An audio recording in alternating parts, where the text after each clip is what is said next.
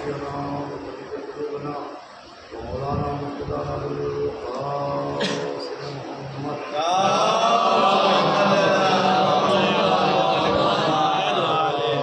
الطيبين الطاهرين المعصومين صلوات الله على خلائق الدين من يومنا وإلى يوم الدين. وقد قال الله سبحانه تبارك وتعالى في القرآن المجيد والفرقان الحميد. بسم الله الرحمن الرحيم. يا أيها الذين آمنوا اتقوا الله حق تقاته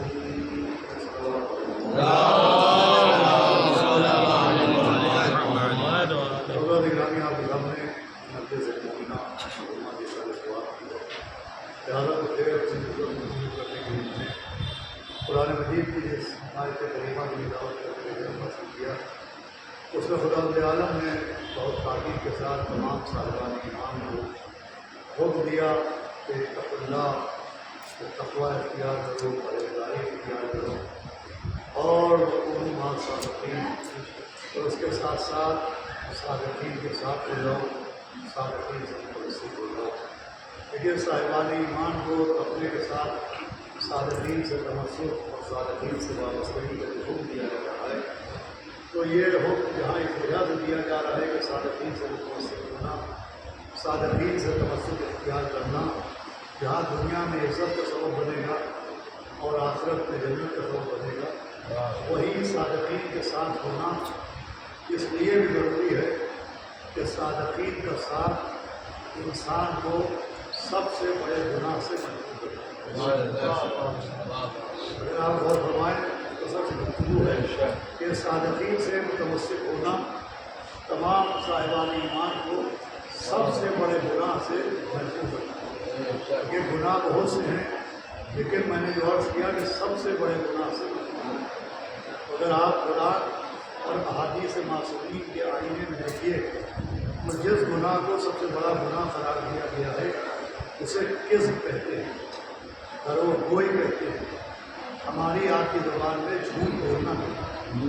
اگر آپ قرآن اور احادیث معصومین پر نظر ڈالیں تو سب سے بڑا گناہ جھوٹ بولنا قرار دیا ہے. کیونکہ گناہ بہت سے ہیں لیکن سب سے بڑا گناہ جو ہے وہ کذب ہے، دروغ گوئی. آپ اس کی دلیل پوچھیے تو ایک دلیل تو یہ ہے کہ گناہ بہت سے ہیں. غیبت کرنا بھی گناہ ہے، حسد کرنا بھی گناہ ہے، ہرس کرنا بھی گناہ ہے. لیکن یہ جتنے بھی گناہ ہیں اگر آپ ان پہ نظر ڈالیں تو غیبت کرنا گناہ ہے. مگر غیبت کا معاملہ یہ ہے کہ غیبت کرنے سے صرف غیبت کرنے والے کا نقصان ہوتا ہے، جس کی غیبت کی جائے اس کا نقصان نہیں ہوتا. غیبت کر رہا ہے اس کو سزا ملے گی، جو غیبت کر رہا ہے اس کا نقصان ہوتا ہے. جس کی غیبت کی جائے اس کا کوئی نقصان نہیں ہوتا. حسد کرنا بھی گناہ ہے، لیکن حسد کا معاملہ یہ ہے کہ جو حسد کرتا ہے وہ اس کا نقصان ہوتا ہے، جس سے حسد کیا جاتا ہے اس کا نقصان نہیں ہوتا.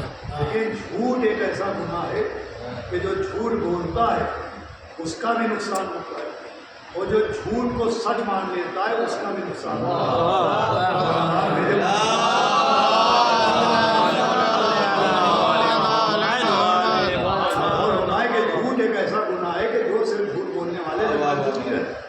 بلکہ جو جھوٹ کی تحقیق نہ کرے، جھوٹ کی تہ تک نہ پہنچے، جو جھوٹ کو سچ مان لے اس کا بھی نقصان ہوتا ہے.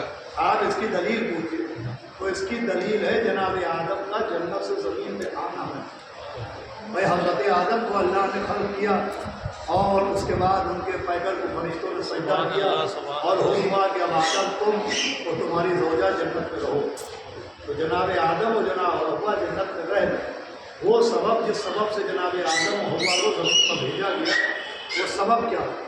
تو سبب یہ تھا کہ وہ شجر ممنوع جس کے پاس اللہ نے جانے سے منع کیا تھا، جس درخت کا پھل کھانے سے اللہ نے منع کیا تھا، حضرت آدم نے اس شجر کا پھل کھایا. تو اللہ کے منع کرنے کے باوجود بھی انہوں نے شجر کا پھل کیوں کھایا؟ شجر ممنوع کو کیوں استعمال کیا؟ تو علماء نے لکھا ہے اس کو استعمال اس لیے کیا کہ ابلیس ایک ملک کی شکل میں جناب آدم کے پاس پہنچا اور اس نے جھوٹی قسم کھائی. اس نے جھوٹی قسم کھائی. حضرت آدم نے پہلی مرتبہ کسی سے جھوٹی قسم سنی. اس نے جھوٹی قسم کھائی کہ اب اللہ نے اس کو آپ کے لیے بھی جائز قرار دیا.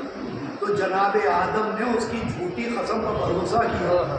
تو جھوٹ آدم نے بولا مگر جنت، جھوٹ شیطان نے بولا، معاف کیجیے گا جھوٹ ابلیس نے بولا، مگر نقصان جناب آدم کو اٹھانا پڑا. صلوات بھیجو.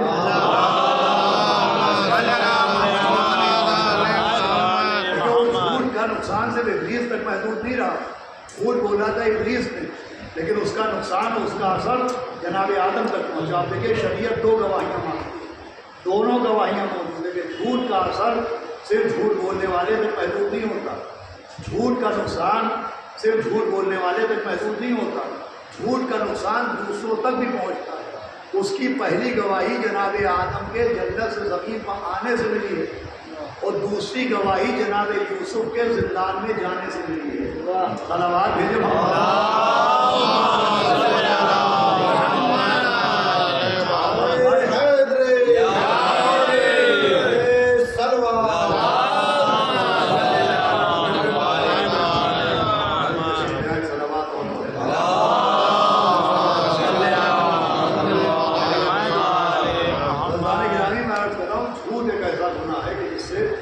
دوسروں کا بھی نقصان ہوتا ہے. بھائی ابلیس نے جھوٹی قسم کھائی، نقصان جناب آدم کا ہو. زلیخا نے جناب یوسف پر جھوٹا الزام لگایا اور زندان میں جناب یوسف کو جانا پڑا. سب سے بڑا گناہ جھوٹ ہے. جتنے بھی نقصانات ہوتے ہیں وہ جھوٹ کی وجہ سے، جتنے بھی فسادات ہوتے ہیں وہ جھوٹ کی وجہ سے. خود ملت مسلمہ میں جو تفرقہ ہے وہ جھوٹ کی وجہ سے، جو نمازوں کے طریقے الگ ہیں وہ جھوٹ کی وجہ سے، روزہ کھولنے کا وقت مختلف ہے وہ جھوٹ کی وجہ سے، جو قرآن کے ترجمے مختلف ہیں وہ جھوٹ کی وجہ سے، جو ایک کلمہ پڑھنے والوں کے 73 فطرے ہیں جھوٹ کی وجہ سے.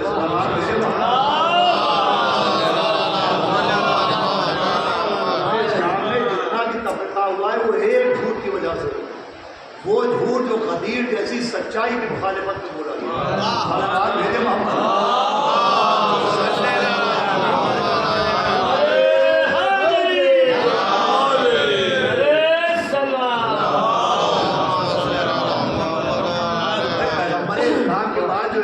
پیدا ہوا وہ کیوں ہوا؟ غدیر کی سچائی چھپانے کے لیے جھوٹ بولا گیا کہ معاذ اللہ نبی نے مولا علی کو ولی نہیں بنایا، اور مولا کے معنی حاکم کے نہیں ہوتے، اور مولا کے معنی امام کے نہیں ہوتے، اور نبی نے اعلان خلافت نہیں کیا، اور مولا علی خلیفہ بلا فصل نہیں ہے. سارے فسادات اور سارے اختلافات وہ جھوٹ کی وجہ سے. حالانکہ اگر آپ جھوٹ کی تاریخ پڑھیے تو صرف مولا علی کی ولایت کو جھٹلانے کے لیے جھوٹ نہیں بولے گئے. وہ جب پیغمبر نے دعوی نبوت کیا، جب پیغمبر نے اعلان رسالت کیا، تو خود ان کی رسالت کے دعوے کو بھی جھٹلایا گیا، خود پیغمبر کی نبوت کے دعوے کو بھی جھٹلایا گیا. جیسے مولا علی کی ولایت کو جھٹلایا گیا کہ نہیں یہ اللہ کے ولی نہیں ہیں، نبی نے ان کا اعلان نہیں کیا، ویسے ہی خود پیغمبر اسلام نے جب ذوالعشیرہ میں اعلان کیا تو ان کی نبوت کا بھی انکار ہوا، ان کی رسالت کا بھی انکار ہوا. اب قرآن نے معیار کیا بنایا، اس کے لیے میں آپ کو رحمت دینا چاہتا ہوں. ایک سلامات پڑھ دیں.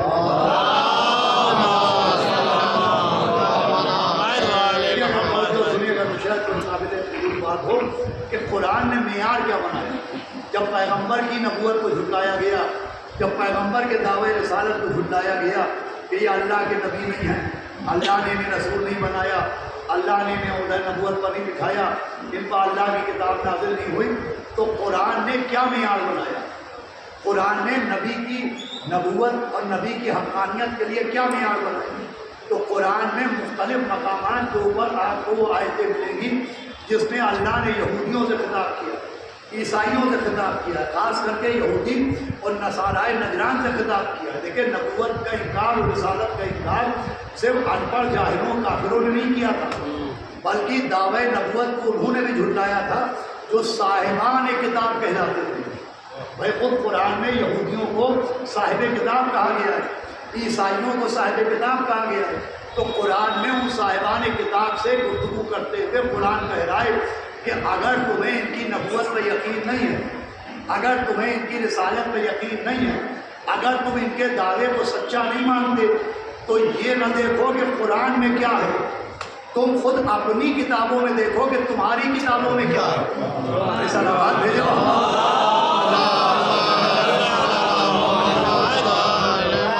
قابل توجہ بات ہے. جگہ جگہ سورہ انعام میں، سورہ اعراف میں اعلان ہو رہا ہے کہ بھائی تم تورات میں دیکھو، تم انجیل میں دیکھو. یہودیوں اور صاحبان کتاب سے کہا جا رہا ہے تم جن کا انکار کر رہے ہو انہیں تم اپنی اولاد سے زیادہ پہچانتے ہو. قرآن میں ہے پیغمبر اسلام کے لیے کہ جن کا تم انکار کر رہے ہو انہیں تم اپنی اولاد سے زیادہ پہچانتے ہو.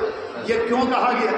اس لیے کہا گیا کہ پیغمبر کی نبوت اور رسالت کے ثبوت صرف قرآن میں نہیں ہے، تورات میں بھی ہے، انجیل میں بھی ہے. یعنی صرف اس کتاب میں نبوت اور رسالت کا ثبوت نہیں ہے جو پیغمبر پر نازل ہوئی. یہودیوں کے پاس جو تورات تھی اس میں بھی نبوت کا ثبوت تھا، اس میں بھی نبی کا نام تھا. جو انجیل تھی اس میں بھی نبی کا نام تھا، اس میں بھی نبوت کا ثبوت تھا.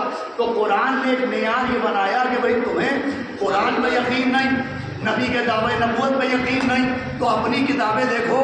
خود تمہاری کتابوں میں موجود ہے، خود تورات میں موجود ہے، خود انجیل میں موجود ہے. آپ کی زحمت تمام ہوئی. پوری توجہ چاہتا ہوں. قرآن نے کتابوں کے ریفرنس دیے. تورات پڑھ کے دیکھو، انجیل پڑھ کے دیکھو، اپنی کتابیں پڑھ کے دیکھو، اپنے صحیفے پڑھ کے دیکھو. ان کی نبوت کی دلیلیں تمہاری کتابوں میں بھی ہے. قرآن سمجھا رہا ہے سچ کو پہچاننے کا ذریعہ کیا ہے، حق کو پرکھنے کا ذریعہ کیا ہے. قرآن معیار بتا رہا ہے کہ سچ وہ ہوتا ہے جو صرف سچوں کی کتابوں میں نہیں ہوتا، جھوٹوں کی کتابوں میں ہوتا ہے.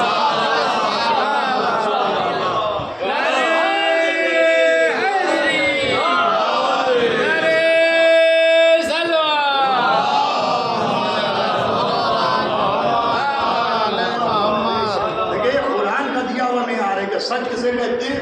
سچ وہ ہوتا ہے جو صرف سچوں کی کتابوں میں نہیں ملتا، وہ جھوٹوں کی کتابوں میں مل جائے گا.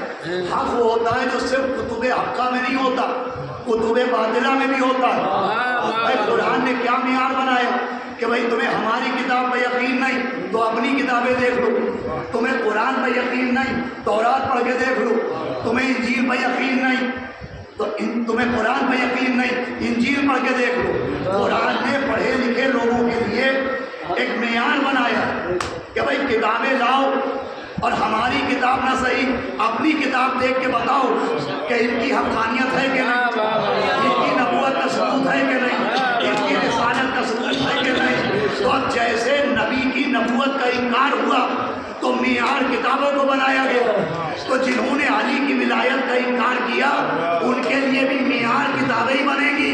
بھائی جیسے نبی کی نبوت کے لیے جو قرآن میں ہو اسے تم نہیں مانتے تو تم اپنی تورات پڑھ کے دیکھو، تم اپنی انجیل پڑھ کے دیکھو. تو علی کی ولایت کے لیے تم اصول کافی نہیں مانتے،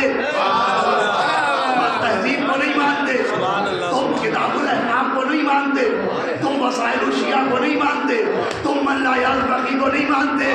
تم بخاری پڑھ کے دیکھ لو.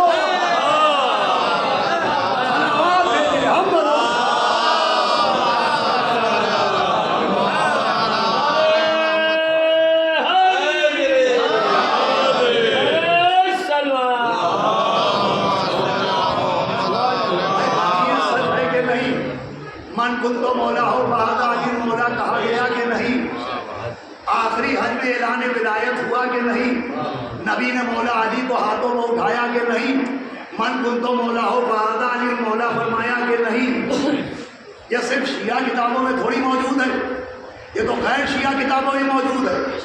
بھائی سب سے معتبر روایت غدیر کی روایت مانی جاتی ہے.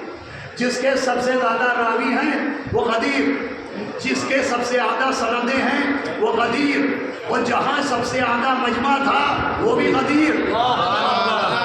بھائی لوگوں نے مجمع کو معیار بنایا، لیکن اگر مجمع بھی دیکھا جائے تو وہ غدیر جس کا انکار کرنے کے لیے جھوٹ کا سہارا لیا گیا، وہاں کے مجمع کو غیر شیعہ علماء نے بھی کم سے کم سوالات کا بتایا.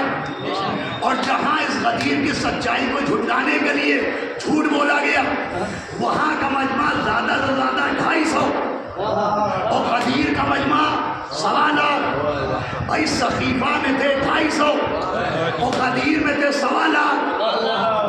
ایک تو جو مجمع کی کثرت دیکھتے ہیں تو اگر کثرت عوام دلیل ہے کا صد عوام تو غدیر میں موجود ہے، اور دوسرے غدیر کے مجمع میں اور سقیفہ کے مجمع میں ایک فرق تو یہ ہے کہ وہاں 250 سے زیادہ نہیں، یہاں 1.25 لاکھ سے کم نہیں، اور دوسرے سقیفہ میں ان 250 میں صرف یا تو مکی تھے جو ہجرت کر کے آئے، یا مدنی تھے جو مدینے کے رہنے والے تھے۔ اس 250 میں کوئی یمنی نہیں تھا، کوئی حبشی نہیں تھا، کوئی مصری نہیں تھا۔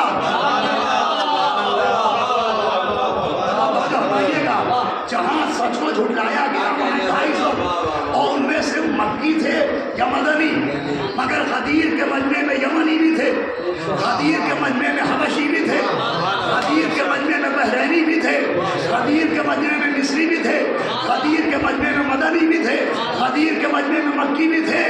اس کا مطلب سقیفہ کا مجمع لوکل تھا، غدیر کا انٹرنیشنل۔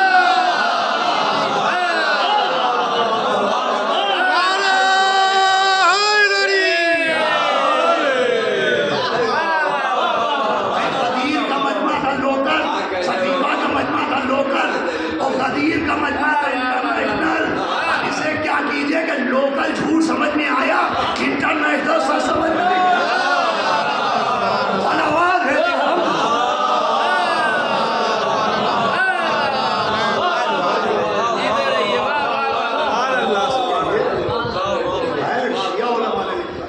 بھائی کتابیں جمع کرائی جائے، ایک طرف بخاری رکھی جائے، صحیح مسلم رکھی جائے، ابن حجر مکی کے صواعق محرقہ رکھ دیجئے، سنن ابن ماجہ رکھ دیجئے، مسند امام احمد بن حنبل رکھ دیجئے، اور ایک طرف اصول کافی ہو، تہذیب ہو، استبصار ہو، بشائر المصطفیٰ ہو، بصائر الدرجات ہو، احقاق الحق ہو۔ خدا کی قسم غدیر کا سچ تو سب کی کتابوں میں ثابت ہے، لیکن سقیفہ کا جھوٹ کسی کی کتاب میں ثابت ہے۔ صلوات بھیجے محمد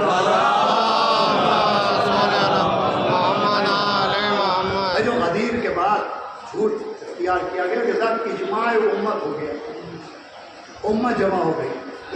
مولا علی کو جو خلیفہ نہیں مانا وہ اس لیے کہ اجماع امت ان کے ساتھ نہیں۔ اگر عام غور و سن رہے ہوں گے تو یہ بات بہت اہم ہے، مناظروں کی چیز ہے جو میں مجلس میں پڑھ رہا ہوں۔ صلوات پڑھے یہ مناظرے کا میں کرے جو میں آپ کو مجلس میں سنا کہ صاحب وہاں اجماع امت ہو گیا۔ تو دیکھیے اول تو اجماع امت ثابت نہیں ہے، اس لیے کہ اجماع امت بھی اگر کہا جائے تو اجماع قدیم ہے۔ اور دوسرے اجماع امت اس لیے نہیں ثابت ہے کہ عام طور پر امت کسے کہتے ہیں؟ امت کہتے ہیں نبی کا کلمہ پڑھنے والوں کو امت کہا جاتا ہے۔ جو نبی کا کلمہ پڑھتا ہے وہ امتی کہہ جاتا ہے، یعنی وہ لوگ جو نبی کا کلمہ پڑھے وہ کہلاتے ہیں امت۔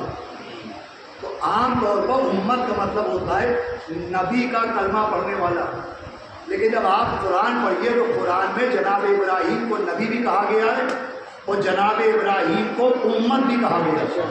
صلوات بھیجے محمد۔ سورہ النحل ہے قرآن میں جس پہ جناب ابراہیم علیہ السلام کو کہا جا رہا ہے کہ ابراہیم امت تھے۔ عام طور پر کہا جاتا ہے کہ صاحب جو نبی کا کلمہ پڑھے وہ امت، لیکن قرآن میں جناب ابراہیم کو امت کہا جا رہا ہے۔ وہ تنہا ہیں مگر امت کہا جا رہا ہے، وہ خود نبی ہیں مگر امت کہا جا رہا ہے، وہ خود رسول ہیں مگر امت کہا جا رہا ہے۔ یہ عجیب و غریب بات ہے بھائی۔ حضرت ابراہیم کو یہ قرآن ہے، میرا بیان نہیں ہے، یہ آیت ہے، کوئی روایت نہیں ہے۔ سورہ النحل میں جناب ابراہیم کو کہا جا رہا ہے کہ ابراہیم امت تھے۔ کس کی امت تھے یہ نہیں، وہ خود ہی امت تھے، ان کو خود امت کہا گیا۔ وہ نبی تھے مگر امت کہلائے، وہ رسول تھے مگر امت کہلائے۔ کیوں؟ اس لیے کہ نبی اور رسول ہونے کے ساتھ قرآن نے کہا کہ ہم نے ابراہیم کو امام بنایا۔ سمجھایا جو امام ہوتا ہے وہ خود ہی امت بھی ہوتا ہے۔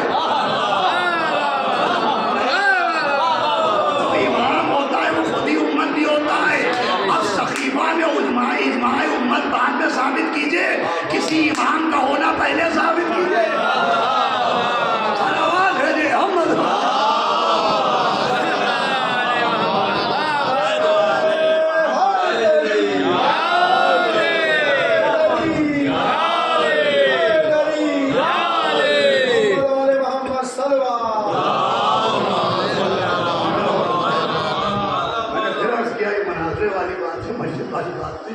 میں اس کو سمجھاؤں تو گھنٹوں گزر جائیں گے کہ جناب ابراہیم کو خود امت کہا، اس لیے کہ اعلان ہوا تھا کہ ہم آپ کو امام بنا رہے ہیں۔ تو جو امام ہوتا ہے وہ خود امت بھی ہوتا ہے، تو اجماع امت یوں بھی ثابت نہیں ہے کہ امام وہاں تھا ہی نہیں، بھائی امام ہی اصل امت ہوتا ہے۔ اب حضرت ابراہیم کو امت کہا کیوں گیا؟ دیکھیے حضرت ابراہیم کو جو قرآن نے امت کہا ہے وہ امت کیوں کہا گیا؟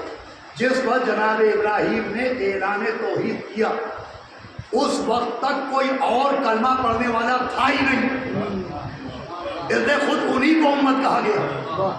وہی اللہ کا اعلان بھی کر رہے تھے، اللہ کا اقرار بھی کر رہے تھے، اپنی نبوت کا اعلان بھی کر رہے تھے، اپنی نبوت کا اعلان بھی کر رہے تھے، تو چونکہ جو کام امت کو کرنا چاہیے وہ بھی وہ خود ہی کر رہے تھے تو ان کو امت کہا گیا۔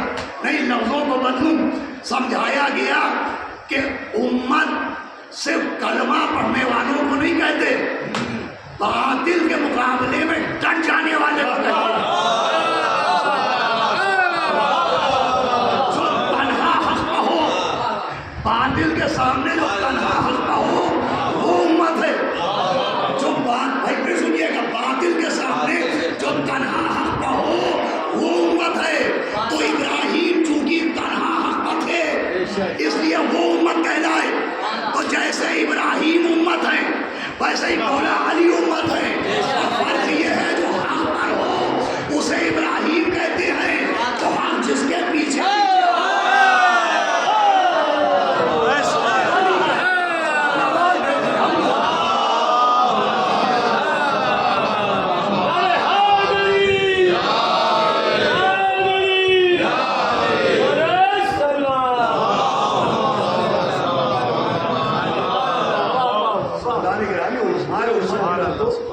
اس سے نہیں ہوتی۔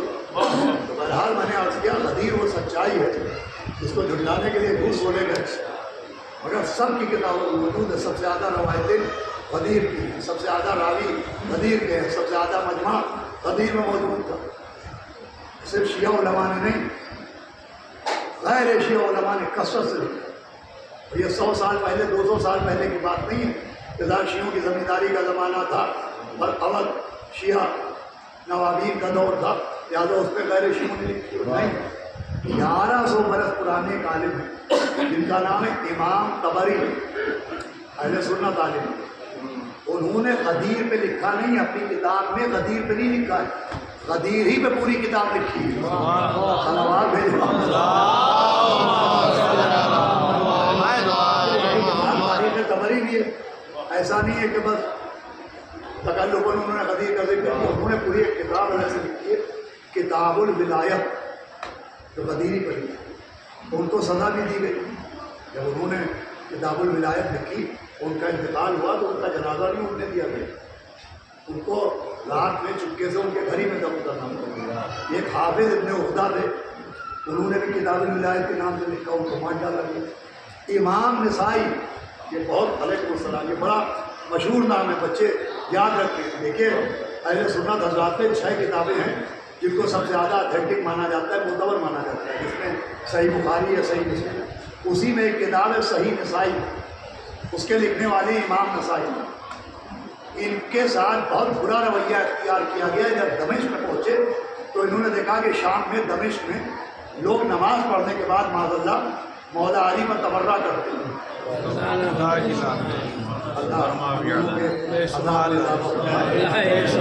یہ اہل سنت، مگر ان کا دل دکھ گیا اور انہوں نے مولا کائنات کے لیے خصائص علوی نام کی ایک کتاب تحریر کی، اور کتاب تحریر کرنے کے بعد اس زمانے میں پریس تو تھی نہیں کہ جو چھپوائی جائے، اخبار کو ڈبوں میں بکوائی جائے یا قدیر کو کسی میں سجائی جائے۔ صلوات بھیجو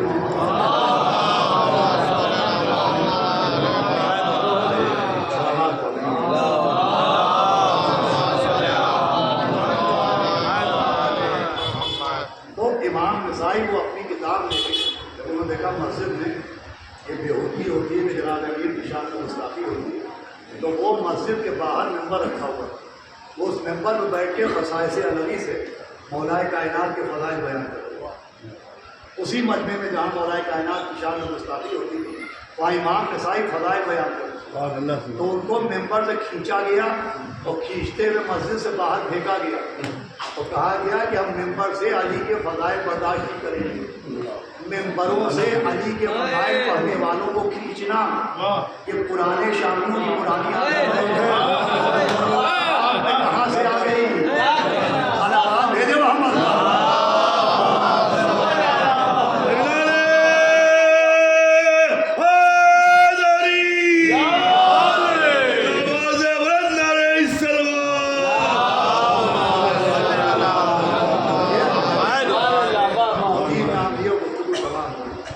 امام طبری 1100 برس اور کتاب الولایت پہلے نبی کا خطبہ لکھا. اس کا ایک لفظ سنانا چاہتا ہوں اور گفتگو پہ تمام کر دوں. انہوں نے لکھا کہ نبی نے فرمایا خطبہ دیا کہ اللہ نے مجھے حکم دیا ہے اور جبریل کے ذریعے مجھ تک خود پہنچا ہے کہ میں جتنے بھی سیاہ و سفید ہیں تو جتنے بھی کالے و گورے ہیں وہ جتنے عربی و عجمی ہیں ان تک یہ پیغام پہنچاؤں کہ یہ علی میرا بھائی بھی ہے, میرا وسیع بھی ہے, میرا خلیفہ بھی ہے اور تمہارا امام بھی. کیا بات ہے.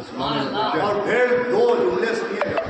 امام طبری لکھتے ہیں کہ نبی نے خطبے میں فرمایا کہ ملعون وہ ہے جو علی کا انکار کر دے, مرحوم وہ ہے جو علی کی تصدیق کرے.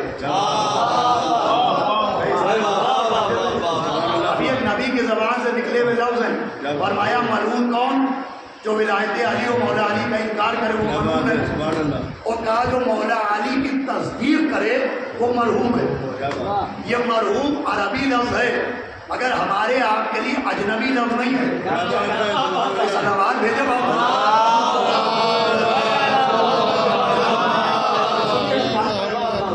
ہم اٹھتے بیٹھتے لفظ مرحوم سنتے بھی ہیں اور اٹھتے بیٹھتے لفظ مرحوم بولتے بھی ہیں. بولا مرحوم اور بولا مرحوم اور بولا مرحوم. نبی نے کیا فرمایا؟ مرحوم کسے کہتے ہیں؟ جو مولا علی کی تصدیق کرے اسے مرحوم کہتے ہیں. وہ ہم کسے مرحوم کہتے ہیں؟ جو دنیا سے چلے جائیں انہیں مرحوم کہتے ہیں. زندگی میں لفظ مرحوم کسی کے لیے استعمال نہیں ہوتا. یہ لفظ مرحوم تب استعمال ہوتا ہے جب کوئی مرد مومن دنیا سے چلا جائے یا مومنہ چلی جائے تو مرحوم و مرحومہ کہا جاتا ہے. اور مرحوم کا مطلب کیا ہے؟ نبی نے فرمایا جو مولا علی کی تصدیق کرے وہ مرحوم ہے. تو تصدیق ہم کرتے ہیں زندگی میں, مرحوم کہلاتے ہیں مرنے کے بعد.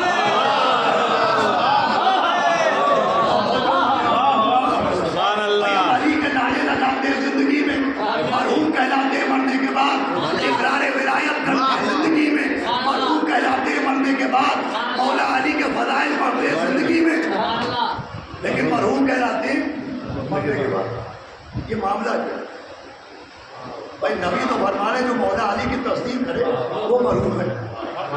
تو عباس ارشاد ممبر میں فضائل پڑھ رہا ہے تو مرحوم کیوں نہیں ہے؟ بات بھیجے محمد.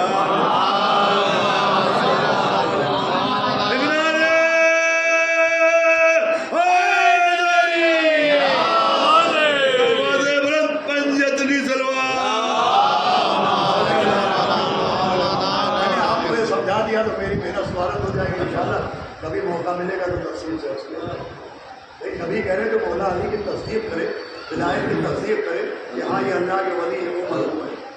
تو تصدیق تو ہم اٹھتے بیٹھتے کرتے ہیں لیکن مرحوم کب کہلاتے ہیں؟ جب دنیا سے چلے آتے ہیں. اس کا سبب سمجھے یہ بے سبب نہیں ہے. ہمارے بزرگوں نے یہ جو طریقے رکھے کہ زندگی میں کوئی مرحوم ہی کہلائے مرنے کے بعد, اس لیے مرنے کے بعد مرحوم کہے جاتے ہیں لوگ. اقرار زندگی میں بھی کرتے ہیں, اعلان ولایت زندگی میں ہی کرتے ہیں, مگر نبی نے لفظ رکھا ہے لفظ تصدیق.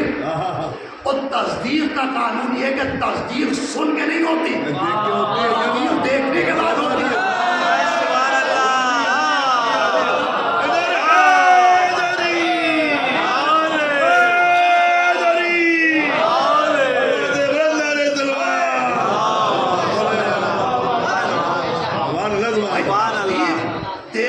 سن کے نہیں کی جا سکتی. تصدیق کے قانون کے خلاف ہے کہ صرف سن کے تصدیق نہیں ہوگی. تصدیق کے لیے دیکھنا ضروری ہے. اسی لیے قدیم میں نبی نے صرف من کن تو مولا سنایا نہیں تھا, علی کو ہاتھوں کو اٹھا کے دکھایا تھا. تو تصدیق کے لیے دیکھنا ضروری ہے. تصدیق صرف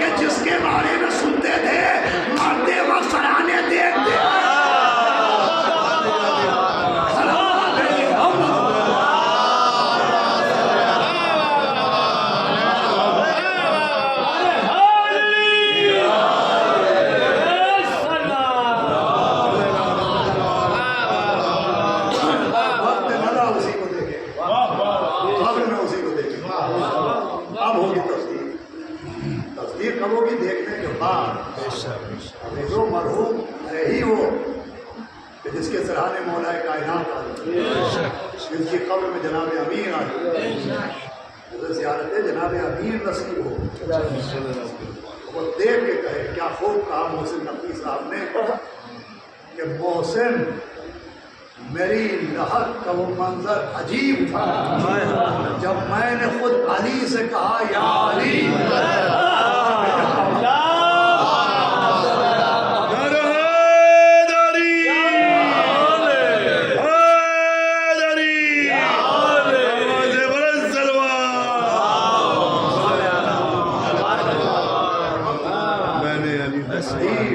سب سے بڑی سچائی کا نام ہے ولایت، دنیا کے سب سے بڑے سچ کا نام ہے۔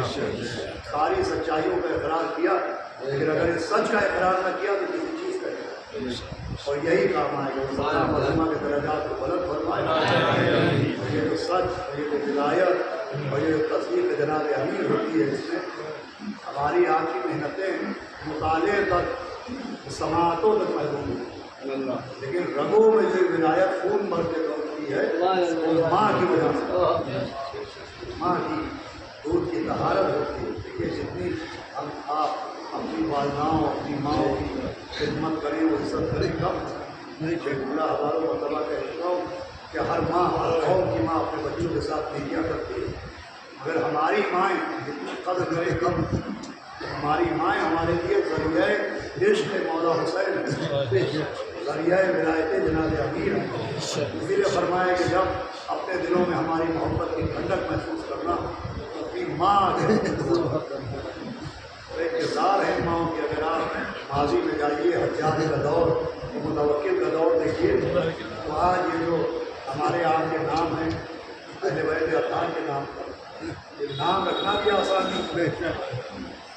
دور تھا کہ اگر کسی کا نام مولا علی کے نام پر ہے تو اس کا سر طلب کر دو، کسی کا نام مولا حسن مولا حسین کا نام ہے تو اس کا سر پر جدا کر دو۔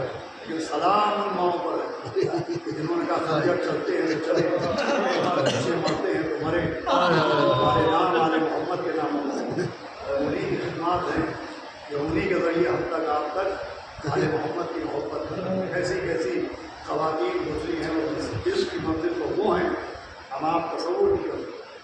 شب جمعہ بھی ہے، مجھے ایک مومنہ یاد آتی ہے جو شہر ہندا میں رہتی ہے، اور جو زیارت کر آئے ہیں وہ جانتے ہیں ہندا سے کربلا قریب ہے، اور وہ شہر ہندا سے ہر شب جمعہ مولا حسین کی زیارت کو آتے۔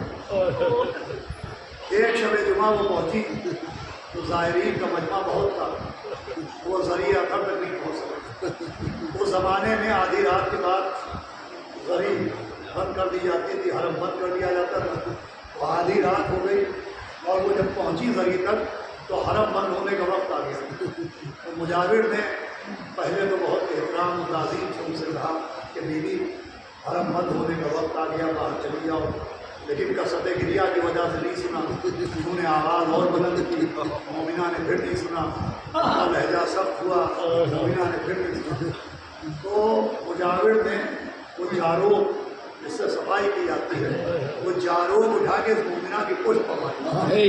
جیسے ہی مومنہ کی پشت پر جاروب پڑی، ایک مرتبہ اس زائرہ نے مومنہ نے موڑ کے مجاور کو دیکھا، مولا حسین کے ذریعے حضرت میں تو آپ کی مہمان بن گئی، آپ کے زائرہ بن گئی، مجھے یہاں آنے کے بعد مجھے کہنے کے بعد کا فرزند سے رہا آپ کی محبت تو دل سے کبھی نہیں نکلی، لیکن ہم چاہ رہے ہیں جب تک آپ نہ بلائیں گے تب خدا آپ کی طرف سے بلاوا نہ آئے گا۔ یہ کہہ کہ وہ مومنہ روتی ہوئی حرم میں سرکار سید الشہداء سے باہر نکلی۔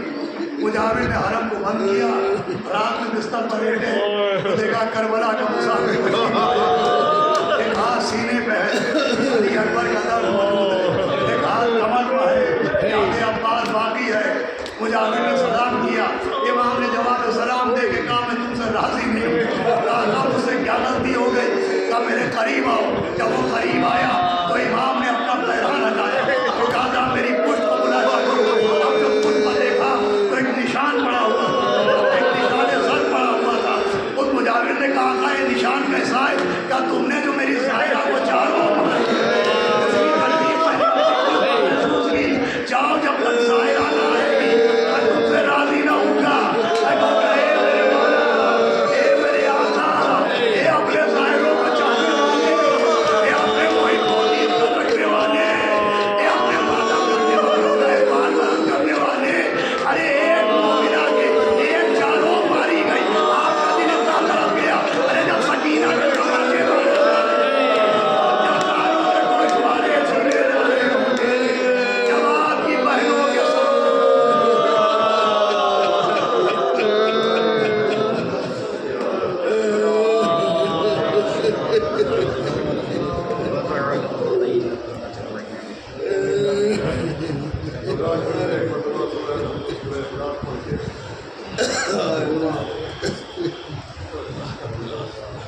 معصومہ بیگم صاحبہ زندے عبد الحسین صاحب اللہ علیہ